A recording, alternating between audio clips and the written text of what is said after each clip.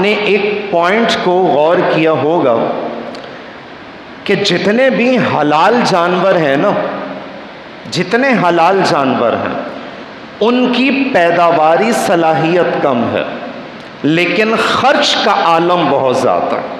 مثال کے طور پر اگر آپ گائیں کو دیکھیں، بکروں کو دیکھیں، دمبوں کو دیکھیں، تو یہ سال میں 1 سے 2 میکسیمم 3 بچے دیتے ہیں، لیکن خرچ کا عالم یہ ہے کہ روزانہ ہزاروں کی تعداد میں پوری دنیا کے اندر ان کو قربان کیا جاتا ہے۔ عید الاضحیٰ کے معاملات الگ ہیں، وہ تو لاکھوں یا کروڑوں کی تعداد میں جانوروں کی قربانی ہوتی ہے۔ پیداواری صلاحیت کم ہے، لیکن خرچ کا عالم بہت زیادہ ہے۔ اس کے اپوزٹ میں اگر ان جانوروں کو کنسیڈر کیا جائے کہ جو حرام جانور کہلاتے ہیں، جیسے کتا ہے، خنزیر ہے، بلی ہے، وغیرہ وغیرہ، ان کی پیداواری صلاحیت بہت زیادہ ہے، اور ان کی جب تحقیق کی گئی تو پتہ یہ چلا کہ یہ سال میں بعض حرام جانور ایسے ہیں جو 10 12 بچے دیتے ہیں سال میں، لیکن ان کے خرچ کا عالم بہت زیادہ ہے۔ وجہ کیا ہے؟ وجہ یہ ہے کیونکہ یہ اللہ کی راہ میں قربان نہیں ہوتا۔ جو جانور اللہ تبارک و تعالیٰ کی راہ میں قربان کیے جاتے ہیں نا، تو اللہ تبارک و تعالیٰ نے ان کی نسل میں برکت عطا فرما دی ہے۔ وہ کیسے؟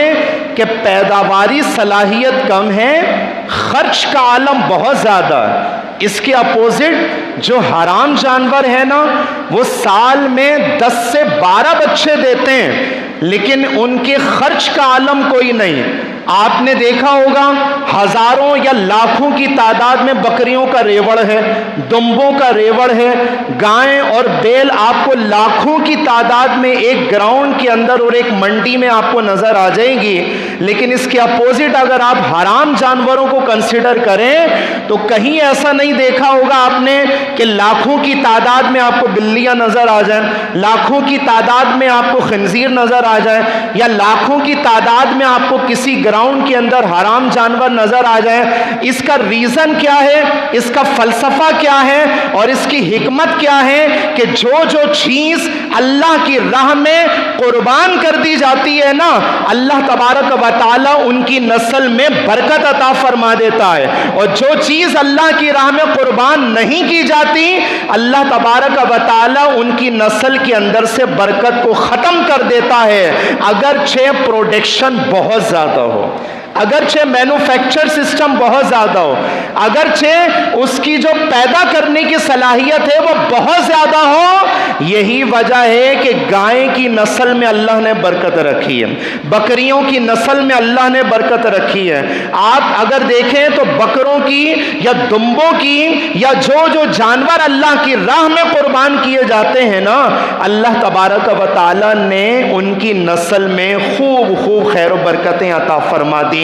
یہ تو ایک مثال ہے۔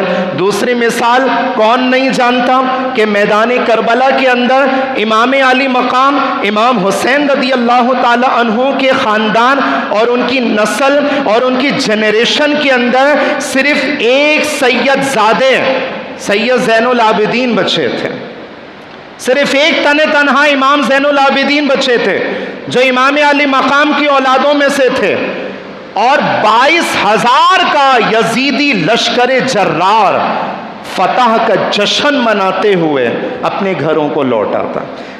لیکن آپ نسل اور ان کی جو ہے نا وہ برکت کا عالم دیکھیں کہ آج پوری دنیا کے اندر مشرق ہو، مغرب ہو، شمال ہو، جنوب ہو، ہر جگہ آپ کو ہر ملک میں سید زادے ضرور نظر آئیں گے۔